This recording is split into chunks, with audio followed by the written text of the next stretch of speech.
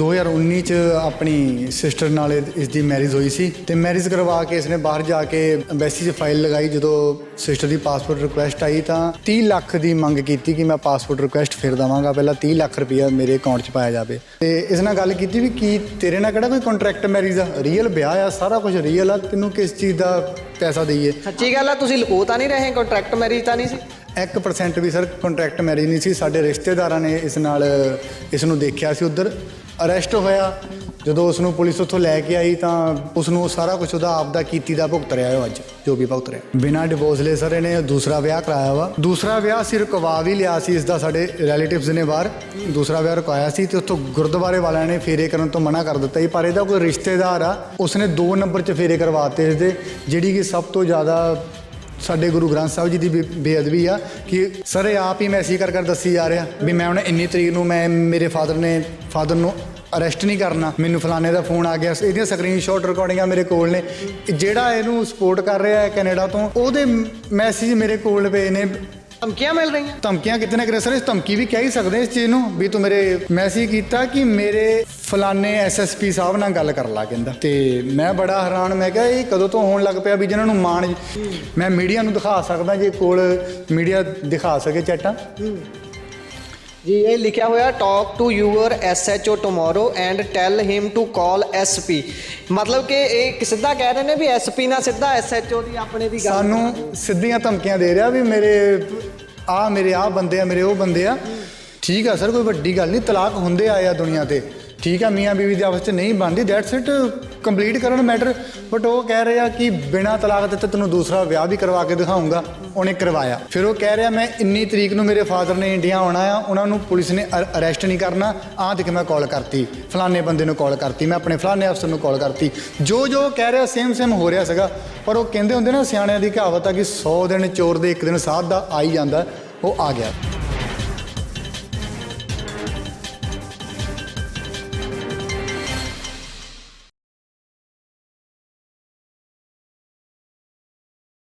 ਜਦੋਂ ਕੈਨੇਡਾ ਦਾ ਨਾਂ ਲੈਂਦੇ ਆ ਤਾਂ ਬਹੁਤ ਸੋਹਣੀਆਂ ਤਸਵੀਰਾਂ, ਇਮਾਰਤਾਂ, ਦਰਖਤ ਸਾਡੀਆਂ ਅੱਖਾਂ ਦੇ ਅੱਗੇ ਦ੍ਰਿਸ਼ ਬਣ ਕੇ ਆ ਜਾਂਦੇ ਨੇ। ਪਰ ਕੈਨੇਡਾ ਦੇ ਨਾਮ ਤੇ ਬਹੁਤ ਸਾਰੀਆਂ ਧਾਂਦਲੀਆਂ ਵੀ ਹੁੰਦੀਆਂ ਨੇ, ਬਹੁਤ ਸਾਰੇ ਲੋਕ ਠੱਗੇ ਵੀ ਜਾਂਦੇ ਨੇ। ਇਸੇ ਹੀ ਵਿਸ਼ੇ ਤੇ ਅੱਜ ਗੱਲਬਾਤ ਕਰਾਂਗੇ। ਇੱਕ ਪਰਿਵਾਰ ਦੇ ਜੀ ਸਾਡੇ ਨਾਲ ਮੌਜੂਦ ਨੇ ਜਿਨ੍ਹਾਂ ਨੇ ਆਪਣੀ ਭੈਣ ਦਾ ਵਿਆਹ ਚੰਗੀਆਂ ਸੁੱਖ ਸਹੂਲਤਾਂ ਜਾਂ ਚੰਗੇ ਭਵਿੱਖ ਨੂੰ ਭਾਲਦਿਆਂ ਹੋਇਆਂ ਇੱਕ ਵਿਅਕਤੀ ਦੇ ਨਾਲ ਕੀਤਾ। ਗੁਰਿੰਦਰ ਸਿੰਘ ਉਸ ਦਾ ਨਾਮ ਸੀ, ਜਿਹੜਾ ਕਿ ਕੈਨੇਡਾ ਦਾ ਵਸਨੀਕ ਸੀ ਅਤੇ ਉਸ ਨੇ ਜੋ ਕੁਝ ਪਰਿਵਾਰ ਦੇ ਨਾਲ ਕੀਤਾ ਉਹ ਸਾਰਾ ਕੁਝ ਤੁਹਾਡੇ ਸਾਹਮਣੇ ਰੱਖਾਂਗੇ। ਅਤੇ ਉਹਨਾਂ ਦੇ ਪਰਿਵਾਰਕ ਜੀ ਸਾਡੇ ਨਾਲ ਮੌਜੂਦ ਨੇ, ਸਿੱਧੇ ਉਹਨਾਂ ਵੱਲ ਚੱਲਦੇ ਹਾਂ। ਬਾਈ ਜੀ, ਸਭ ਤੋਂ ਪਹਿਲਾਂ ਤਾਂ ਜਿਹੜੀ ਵੀਡੀਓ ਬਹੁਤ ਤੇਜ਼ੀ ਨਾਲ ਵਾਇਰਲ ਹੋ ਰਹੀ ਹੈ, ਜਿਸ ਦੇ ਵਿੱਚ ਹੱਥਕੜੀਆਂ ਨੌਜਵਾਨ ਨੂੰ ਲੱਗੀਆਂ ਹੋਈਆਂ ਨੇ, ਉਸ ਨੂੰ ਦਿੱਲੀ ਏਅਰਪੋਰਟ ਤੋਂ ਲਿਆਂਦਾ ਜਾ ਰਿਹਾ ਹੈ, ਉਹ ਤੁਹਾਡਾ ਕੀ ਹੈ, ਕੀ ਕੁਝ ਹੋਇਆ ਸੀ, ਸਾਰਾ ਮਾਮਲਾ ਜਰਾ ਇੱਕ ਵਾਰੀ ਇਲੈਬੋਰੇਟ ਕਰਕੇ ਦੱਸ ਦਿਓ। ਸਭ ਤੋਂ ਪਹਿਲਾਂ ਤੁਹਾਡੇ ਚੈਨਲ ਦਾ ਬਹੁਤ ਧੰਨਵਾਦ, ਜਿਹੜੇ ਇਸ ਟਾਈਮ ਸਾਡੀ ਸਪੋਰਟ ਕਰ ਰਹੇ ਨੇ, ਸਹੀ ਦੀ ਸਪੋਰਟ ਕਰ ਰਹੇ ਨੇ। ਠੀਕ ਹੈ ਸਰ। ਇਹ ਗੁਰਵਿੰਦਰ ਸਿੰਘ ਇਸ ਦਾ ਨਾਮ ਆ। 2019 ਚ ਆਪਣੀ ਸਿਸਟਰ ਨਾਲ ਇਸ ਦੀ ਮੈਰਿਜ ਹੋਈ ਸੀ ਤੇ ਮੈਰਿਜ ਕਰਵਾ ਕੇ ਇਸਨੇ ਬਾਹਰ ਜਾ ਕੇ ਕੈਨੇਡਾ ਐਮਬੈਸੀ 'ਚ ਫਾਈਲ ਲਗਾਈ। ਜਦੋਂ ਸਿਸਟਰ ਦੀ ਪਾਸਪੋਰਟ ਰਿਕੁਐਸਟ ਆਈ ਤਾਂ ਇਸਨੇ 30 ਲੱਖ ਦੀ ਮੰਗ ਕੀਤੀ ਕਿ ਮੈਂ ਪਾਸਪੋਰਟ ਰਿਕੁਐਸਟ ਫਿਰ ਦੇਵਾਂਗਾ, ਪਹਿਲਾਂ 30 ਲੱਖ ਰੁਪਈਆ ਮੇਰੇ ਅਕਾਊਂਟ 'ਚ ਪਾਇਆ ਜਾਵੇ। ਅਸੀਂ ਸਾਰੀ ਫੈਮਿਲੀ ਬੜੇ ਹੈਰਾਨ ਵੀ 30 ਲੱਖ ਰੁਪਈਆ ਕਿਸ ਚੀਜ਼ ਦਾ ਦਿੱਤਾ ਜਾਵੇ ਨਾ ਇਹਨੂੰ। ਤੇ ਇਸ ਨਾਲ ਗੱਲ ਕੀਤੀ ਵੀ ਕੀ ਤੇਰੇ ਨਾਲ ਕਿਹੜਾ ਕੋਈ ਕੰਟਰੈਕਟ ਮੈਰਿਜ ਆ, ਰੀਅਲ ਵਿਆਹ ਆ, ਸਾਰਾ ਕੁਝ ਰੀਅਲ ਆ, ਤੈਨੂੰ ਕਿਸ ਚੀਜ਼ ਦਾ ਪੈਸਾ ਦਈਏ। ਸੱਚੀ ਗੱਲ ਆ, ਤੁਸੀਂ ਲੁਕੋ ਤਾਂ ਨਹੀਂ ਰਹੇ, ਕੰਟਰੈਕਟ ਮੈਰਿਜ ਤਾਂ ਨਹੀਂ ਸੀ? 1% ਵੀ ਸਰ ਕੰਟਰੈਕਟ ਮੈਰਿਜ ਨਹੀਂ ਸੀ। ਸਾਡੇ ਰਿਸ਼ਤੇਦਾਰਾਂ ਨੇ ਇਸ ਨੂੰ ਦੇਖਿਆ ਸੀ ਉੱਧਰ। ਸੋ ਸਾਡੇ ਜਿਹੜੇ ਸਿਸਟਰ ਦੇ ਵਿਚੋਲਾ ਜੀ ਆ, ਉਹ ਸਾਡੇ ਰਿਸ਼ਤੇਦਾਰ ਹੀ ਆ, ਉਹ ਬਾਹਰ ਨੇ, ਉਹਨਾਂ ਨੇ ਮੈਰਿਜ ਦੇਖੀ ਸੀ, ਇਹਨਾਂ ਰਿਸ਼ਤਾ ਦੇਖਿਆ ਸੀਗਾ। ਬਟ ਸਾਰਾ ਕੁਝ ਜੋ ਵੀ ਹੋਇਆ ਉਸਦੀ ਆਪ ਦੀਆਂ ਗਲਤੀਆਂ ਕਰਕੇ ਹੋਇਆ। ਅੱਜ ਸਾਨੂੰ ਮਜਬੂਰਨ ਮੀਡੀਆ 'ਚ ਆਉਣਾ ਪਿਆ ਤੇ ਉਹ ਅਰੈਸਟ ਹੋਇਆ। ਜਦੋਂ ਉਸ ਨੂੰ ਪੁਲਿਸ ਉੱਥੋਂ ਲੈ ਕੇ ਆਈ ਤਾਂ ਉਸ ਨੂੰ ਸਾਰਾ ਕੁਝ ਉਹਦਾ ਆਪ ਦਾ ਕੀਤੀ ਦਾ ਭੁਗਤ ਰਿਹਾ ਉਹ ਅੱਜ ਜੋ ਵੀ ਭੁਗਤ ਰਿਹਾ ਜੀ। ਸੋ ਹੁਣ ਜਦੋਂ ਉਹਨੂੰ ਅਰੈਸਟ ਕਰ ਲਿਆ ਗਿਆ, ਹੁਣ ਅਗਲੇਰੀ ਕਾਰਵਾਈ ਕੀ ਹੈ? ਉਹ ਪੁਲਿਸ ਦੀ ਹਿਰਾਸਤ 'ਚ ਹੈ, ਉਸਨੂੰ ਕੋਰਟ 'ਚ ਪੇਸ਼ ਕੀਤਾ ਗਿਆ ਜਾਂ ਫਿਰ ਤੁਸੀਂ ਆਪਣੇ ਵੱਲੋਂ ਕੋਈ ਵਕੀਲ ਹਾਇਰ ਕੀਤਾ? ਕੀ ਕੁਝ ਚੱਲ ਰਿਹਾ ਜੀ? ਅਸੀਂ ਵਕੀਲ ਹਾਇਰ ਕਰ ਲਿਆ ਜੀ ਆਪਣਾ। ਸਾਡਾ ਤਾਂ ਵਕੀਲ 2 ਸਾਲ ਤੋਂ ਹਾਇਰ ਕੀਤੇ ਹੋਏ ਸੀ ਇਸ ਤਾਂ ਜੀ, ਜਿਨ੍ਹਾਂ ਦੀ ਮਿਹਨਤ ਦੇ ਸਦਕਾ ਇਹ ਮੁਜਰਮ ਫੜਿਆ ਗਿਆ ਆ। ਤੇ ਬਟ ਜਿਵੇਂ ਵੀ ਆ ਹੌਲੀ ਇਸ ਨੂੰ ਸਜ਼ਾ ਮਿਲੇਗੀ। ਕੋਰਟ 'ਚ ਕੱਲ੍ਹ ਪੇਸ਼ ਕਰਨਾ ਆ ਇਹਨਾਂ ਨੇ ਬਾਕੀ ਦੇਖੋ ਸਰ ਕੀ ਹੁੰਦਾ। ਹੁਣ ਤੁਸੀਂ ਨਿਬੇੜਾ ਕਿੱਥੇ ਚਾਹੁੰਦੇ ਹੋ? ਤੁਸੀਂ ਇਹ ਚਾਹੁੰਦੇ ਹੋ ਕਿ ਤੁਹਾਡੀ ਜਿਹੜੀ ਸਿਸਟਰ ਹੈ ਉਹ ਇਸ ਦੇ ਨਾਲ ਸੁਖੀ ਬਸੇ, ਜਾਂ ਫਿਰ ਤੁਸੀਂ ਡਿਵੋਰਸ ਚਾਹੁੰਦੇ ਹੋ, ਜਾਂ ਫਿਰ ਇੱਕ ਹੋਰ ਗੱਲ ਸਾਹਮਣੇ ਆ ਰਹੀ ਸੀ ਕਿ ਇਹਨਾਂ ਦੇ ਵੱਲੋਂ ਇੱਕ ਹੋਰ ਵਿਆਹ ਕਰਾ ਲਿਆ ਗਿਆ ਬਿਨਾਂ ਡਿਵੋਰਸ ਲੈ? ਬਿਨਾਂ ਡਿਵੋਰਸ ਲਏ ਸਰ ਇਹਨੇ ਦੂਸਰਾ ਵਿਆਹ ਕਰਾਇਆ ਵਾ। ਉਹ ਦੂਸਰਾ ਵਿਆਹ ਅਸੀਂ ਰੁਕਵਾ ਵੀ ਲਿਆ ਸੀ, ਇਸਦਾ ਸਾਡੇ ਰਿਲੇਟਿਵਸ ਨੇ ਬਾਹਰ ਦੂਸਰਾ ਵਿਆਹ ਰੁਕਵਾਇਆ ਸੀ ਤੇ ਉੱਥੋਂ ਗੁਰਦੁਆਰੇ ਵਾਲਿਆਂ ਨੇ ਫੇਰੇ ਕਰਨ ਤੋਂ ਮਨਾ ਕਰ ਦਿੱਤਾ ਸੀ। ਪਰ ਇਹਦਾ ਕੋਈ ਰਿਸ਼ਤੇਦਾਰ ਆ, ਪਤਾ ਨਹੀਂ ਕਹਿੰਦੇ ਗੁਰਦੁਆਰੇ ਦਾ ਕੁਝ ਹੈਗਾ ਆ, ਉਸਨੇ 2 ਨੰਬਰ 'ਚ ਫੇਰੇ ਕਰਵਾਤੇ ਇਸਦੇ, ਜਿਹੜੀ ਕਿ ਸਭ ਤੋਂ ਜ਼ਿਆਦਾ ਸਾਡੇ ਗੁਰੂ ਗ੍ਰੰਥ ਸਾਹਿਬ ਜੀ ਦੀ ਬੇਅਦਬੀ ਆ ਕਿ ਕਾਨੂੰਨੀ ਤੌਰ ਤੇ ਝੂਠ ਦਾ ਪੈਰਾ ਲਾ ਕੇ ਗੁਰੂ ਗ੍ਰੰਥ ਸਾਹਿਬ ਜੀ ਦੇ ਸਾਹਮਣੇ ਇਹਨਾਂ ਨੂੰ ਰੱਖਿਆ ਗਿਆ। 2 ਨੰਬਰ 'ਚ ਇਹਨੇ ਫੇਰੇ ਕਰਵਾ ਲਏ ਦੂਸਰੇ ਵਿਆਹ ਦੇ ਵਿੱਚ, ਤੇ ਹੌਲੀ ਇਹ ਆਪ ਦੀਆਂ ਗਲਤੀਆਂ ਕਰਕੇ ਕਿਸੇ ਦੇ ਪੰਪ 'ਚ ਆਣ ਕੇ ਆਪ ਹੀ ਫਸਦਾ ਗਿਆ। ਕਿਉਂਕਿ ਇਹਦੇ ਮਗਰ ਜਿੰਨਾ ਸਾਨੂੰ ਸੁਣਨ 'ਚ ਆ ਰਿਹਾ ਕਿ ਕਿਤੇ ਨਾ ਕਿਤੇ ਇਹਦੇ ਮਗਰ ਕਿਸੇ ਕੈਨੇਡਾ ਦੇ ਕੋਈ ਚੈਨਲ ਚੁਣਨ ਵਾਲਾ, ਮੈਨੂੰ ਪੂਰਾ ਨਾਂ ਨਹੀਂ ਪਤਾ ਉਹਦਾ ਕੌਣ ਹੈ, ਜਿੱਦਾਂ ਵੀ ਕੋਈ ਮੈਂ ਪ੍ਰੂਫ ਸਮੇਤ ਲੈ ਕੇ ਆਉਂਗਾ ਸਾਹਮਣੇ, ਜਿਵੇਂ ਆਉਂਗਾ ਉਹਨੂੰ ਸਪੋਰਟ ਕਰ ਰਿਹਾ ਅੰਤਰਗਤੀ। 2 ਸਾਲ ਤੋਂ 3 ਸਾਲ ਤੋਂ ਇਹ ਬਚ ਵੀ ਉਹਦੀ ਸਪੋਰਟ ਨਾਲ ਹੀ ਰਿਹਾ ਸੀਗਾ। ਸਪੋਰਟ ਦਾ ਤੁਹਾਨੂੰ ਕਿਵੇਂ ਪਤਾ ਲੱਗਾ? ਤੁਹਾਨੂੰ ਕੋਈ ਮੈਸੇਜ ਆਉਂਦੇ ਨੇ ਉਸ ਬੰਦੇ ਦੇ? ਤੁਹਾਨੂੰ ਕਿੱਦਾਂ ਪਤਾ ਲੱਗਾ ਵੀ ਉਹਨੂੰ ਸਪੋਰਟ ਹੈ ਪਿੱਛੇ? ਸਰ ਇਹ ਆਪ ਹੀ ਮੈਸੇਜ ਕਰ ਦੱਸੀ ਜਾ ਰਿਹਾ ਵੀ ਮੈਂ ਹੁਣ ਇੰਨੀ ਤਰੀਕ ਨੂੰ ਮੇਰੇ ਫਾਦਰ ਨੂੰ ਅਰੈਸਟ ਨਹੀਂ ਕਰਨਾ, ਮੈਨੂੰ ਫਲਾਣੇ ਦਾ ਫੋਨ ਆ ਗਿਆ। ਇਹਦੀਆਂ ਸਕਰੀਨਸ਼ਾਟ ਰਿਕਾਰਡਿੰਗਾਂ ਮੇਰੇ ਕੋਲ ਨੇ। ਜਿਹੜਾ ਇਹਨੂੰ ਸਪੋਰਟ ਕਰ ਰਿਹਾ ਹੈ ਕੈਨੇਡਾ ਤੋਂ, ਉਹਦੇ ਮੈਸੇਜ ਮੇਰੇ ਕੋਲ ਪਏ ਨੇ, ਉਸ ਦੇ ਨਾਂ ਦੇ ਮੈਸੇਜ ਮੇਰੇ ਕੋਲ ਪਏ ਨੇ। ਇਸਨੇ ਉਹਦਾ ਨਾਂ ਲੈ ਕੇ ਮੈਨੂੰ ਮੈਸੇਜ ਸੈਂਡ ਕੀਤੇ ਹੋਏ ਨੇ ਕਿ ਆਹ ਤੈਨੂੰ ਦੇਖ ਲੂਗਾ, ਆਹ ਦੇਖ ਲੂਗਾ। ਬਟ ਕਹਿੰਦੇ ਹੁੰਦੇ ਨਾ ਕਿ ਧਮਕੀਆਂ ਮਿਲ ਰਹੀਆਂ ਨੇ। ਧਮਕੀਆਂ ਕਿਤੇ ਨਾ ਕਿਤੇ ਸਰ, ਇਸ ਧਮਕੀ ਵੀ ਕਹਿ ਹੀ ਸਕਦੇ ਇਸ ਚੀਜ਼ ਨੂੰ ਵੀ ਤੂੰ ਮੇਰੇ। ਫਿਰ ਮੈਨੂੰ ਇਸ ਦਾ ਮੈਸੇਜ ਆਇਆ, ਤੁਹਾਨੂੰ ਚੈੱਕ ਕਰਵਾਉਣਾ ਮੈਂ ਮੀਡੀਆ ਨੂੰ। ਮੈਸੇਜ ਕੀਤਾ ਕਿ ਮੇਰੇ ਫਲਾਣੇ SSP ਸਾਹਿਬ ਨਾਲ ਗੱਲ ਕਰ ਲਾ, ਕਹਿੰਦਾ। ਤੇ ਮੈਂ ਬੜਾ ਹੈਰਾਨ, ਮੈਂ ਕਿਹਾ ਇਹ ਕਦੋਂ ਤੋਂ ਹੋਣ ਲੱਗ ਪਿਆ ਵੀ ਜਿਹਨਾਂ ਨੂੰ ਮਾਣਯੋਗ ਸਾਡੇ SSP ਸਾਹਿਬ ਤਾਂ ਮਾੜੇ ਬੰਦੇ ਨੂੰ ਹਮੇਸ਼ਾ ਹੀ ਅਰੈਸਟ ਕਰਾਉਂਦੇ, ਨੱਥ ਪਾਉਂਦੇ ਨੇ। ਇਹ ਸਾਨੂੰ ਉਹਨਾਂ ਦਾ ਨਾਮ ਲੈ ਧਮਕੀਆਂ ਦੇਣ ਲੱਗ ਪਏ, ਜਿਹਦੀਆਂ ਕਿ ਮੇਰੇ ਤੋਂ ਚੈਟਾਂ ਮੇਰੇ ਫੋਨ ਦੇ ਵਿੱਚ ਇਸ ਟਾਈਮ ਵੀ ਨੇ। ਮੈਂ ਮੀਡੀਆ ਨੂੰ ਦਿਖਾ ਸਕਦਾ, ਜੇ ਕੋਲ ਮੀਡੀਆ ਦਿਖਾ ਸਕੇ ਚੈਟਾਂ। ਜੀ ਇਹ ਲਿਖਿਆ ਹੋਇਆ, talk to your SHO tomorrow and tell him to call SP। ਮਤਲਬ ਕਿ ਇਹ ਸਿੱਧਾ ਕਹਿ ਰਹੇ ਨੇ ਵੀ SP ਨਾਲ ਸਿੱਧਾ SHO ਦੀ ਆਪਣੇ ਦੀ ਗੱਲ ਸਾਨੂੰ ਸਿੱਧੀਆਂ ਧਮਕੀਆਂ ਦੇ ਰਿਹਾ ਵੀ ਮੇਰੇ ਆਹ ਬੰਦੇ ਆ, ਮੇਰੇ ਉਹ ਬੰਦੇ ਆ। ਚਲੋ ਕੁਝ ਵੀ ਆ, ਬਟ ਜਿਹੜੀ ਹਾਂ ਬਿਲਕੁਲ ਇੱਕ ਹੋਰ ਬਾਈ ਹੁਣੀ ਸਾਡੇ ਨਾਲ ਨੇ, ਉਹਨਾਂ ਨਾਲ ਵੀ ਗੱਲਬਾਤ ਕਰ। ਕਿਹੜਾ ਥ੍ਰੈਟ ਦੇ ਰਹੇ ਨੇ, ਕੀ ਕਹਿੰਦੇ ਨੇ?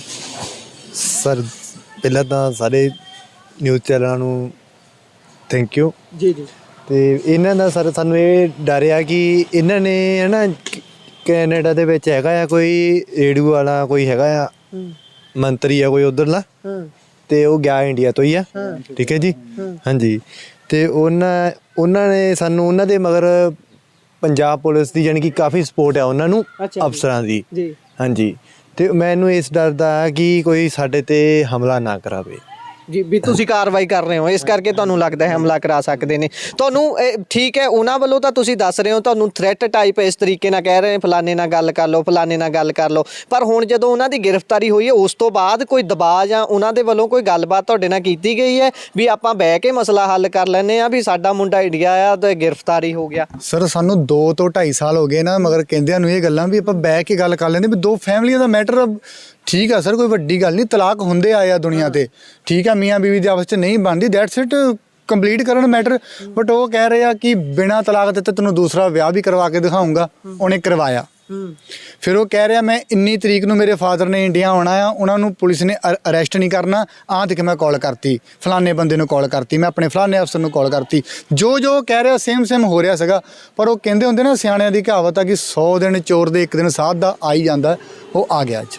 ਉਹਦੇ ਇੰਨੀ ਪਹੁੰਚ ਹੈ ਵੀ ਉਹ ਉੱਥੇ ਬੈਠਾ ਕਾਲ ਕਰਕੇ ਕਰਾਈ ਜਾਂਦਾ, ਤੇ ਤੁਸੀਂ ਪੰਜਾਬ ਦੇ ਵਸਨੀਕ ਹੋ ਕੇ, ਇੱਥੋਂ ਦੇ ਰਹਿਣ ਵਾਲੇ ਹੋ ਕੇ ਪੁਲਿਸ ਦੇ ਨਾਲ ਗੱਲਬਾਤ ਕਰਕੇ ਇਸ ਦਬਾਅ ਨਹੀਂ ਬਣਾ ਪਾਏ। ਇਹ ਕਿੱਦਾਂ ਹੋ ਸਕਦਾ? ਇੰਨੀ ਵੱਡੀ ਉਹਦੇ ਤੋਂ ਤਾਕਤ ਹੋਊਗੀ ਕਿਸੇ ਦੀ, ਜਾਂ ਫਿਰ ਕੋਈ ਉਹਦੇ ਪਿੱਛੇ ਵੱਡਾ ਮੰਤਰੀ ਹੈ ਕੋਈ? ਸਰ ਉਸਦੇ ਮਗਰ ਇੱਕ ਸਪੋਰਟ ਹੈਗੀ ਆ।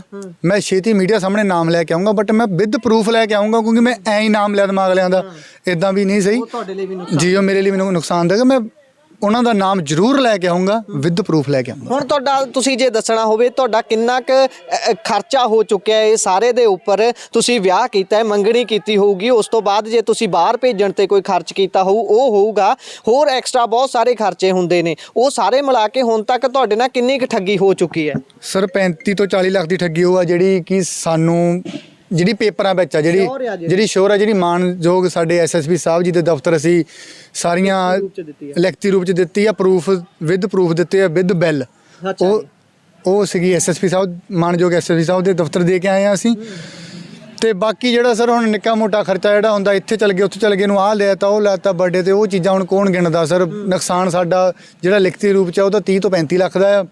ਬਾਕੀ ਸਰ ਜਿਹੜਾ ਉਹ ਨਾਰਮਲ ਸੀਗਾ ਉਹ ਅਸੀਂ ਇੰਨਾ ਧਿਆਨ ਨਹੀਂ ਦਿੱਤਾ। ਤੁਹਾਡੇ ਜਿਹੜੇ ਸਿਸਟਰ ਨੇ ਉਹ ਇਸ ਸਮੇਂ ਕਿੱਥੇ ਨੇ? ਉਹ ਸੁਰੱਖਿਅਤ ਨੇ? ਉਹਨਾਂ ਨੂੰ ਤਾਂ ਨਹੀਂ ਕਿਸੇ ਤਰੀਕੇ ਦੀ ਥ੍ਰੈਟ ਜਾਂ ਕੁਝ ਇਦਾਂ ਦਾ ਹੋ ਰਿਹਾ? ਸਰ ਸਿਸਟਰ ਮੇਰੇ ਕੈਨੇਡਾ ਵਿੱਚ ਨੇ, ਉਹ 3 ਵੀਕ ਪਹਿਲਾਂ ਹੀ ਕੈਨੇਡਾ ਗਏ ਨੇ। ਕਿਉਂ ਗਏ ਸੀ ਉਹ? ਕਿਉਂ ਸਰ ਉਹ ਇਹਨਾਂ ਨਾਲ ਗੱਲਬਾਤ ਹੀ ਕਰਨ ਗਏ ਸੀ, ਅਸੀਂ ਆਪਣੇ ਬਿਹਾਫ ਤੇ ਭੇਜਿਆ ਸੀ ਉਹਨਾਂ ਨੂੰ ਵੀ ਚਲੋ ਤੇਰਾ ਹਸਬੈਂਡ ਆ, ਤੂੰ ਬਹਿ ਕੇ ਗੱਲ ਕਰ। ਬਟ ਤੁਸੀਂ ਖਾਸ ਤੌਰ ਤੇ ਗੱਲਬਾਤ ਕਰਨ ਦੇ ਲਈ ਉਹਨਾਂ ਨੂੰ ਆਪ ਦੁਬਾਰਾ ਭੇਜਿਆ ਕਿ ਬਹਿ ਕੇ ਮਸਲਾ ਹੱਲ ਹੋ ਜੇ? ਸਿਸਟਰ ਨੇ ਇਹਨੂੰ ਕਾਲ ਕੀਤੀ ਕਿ ਵੀ ਆਪਾਂ ਬਹਿ ਜਾਂਦੇ ਆ, ਵੀ ਮੇਰੀ ਲਾਈਫ ਵੀ ਖਰਾਬ ਹੋ ਰਹੀ ਹੈ। ਤੂੰ ਜਦੋਂ ਸਿਸਟਰ ਨੂੰ ਪਤਾ ਲੱਗਾ ਵੀ ਇਹਦਾ ਸ਼ੋਰ ਪੱਕਾ ਹੀ ਵਿਆਹ ਹੋ ਚੁੱਕਾ ਆ, ਪਹਿਲਾਂ ਸਾਨੂੰ ਇਹ ਵੀ ਸੀਗਾ ਵੀ ਨਹੀਂ ਯਾਰ ਸਾਨੂੰ ਜਾਣ ਕੇ ਕਲਪਾ ਰਿਹਾ, ਪਰ ਨਹੀਂ ਇਹਦਾ ਸੱਚੀ ਪੱਕਾ ਹੀ ਵਿਆਹ ਜਦੋਂ ਸਿਸਟਰ ਨੂੰ ਪਤਾ ਲੱਗ ਗਿਆ ਹੋ ਚੁੱਕਾ ਆ।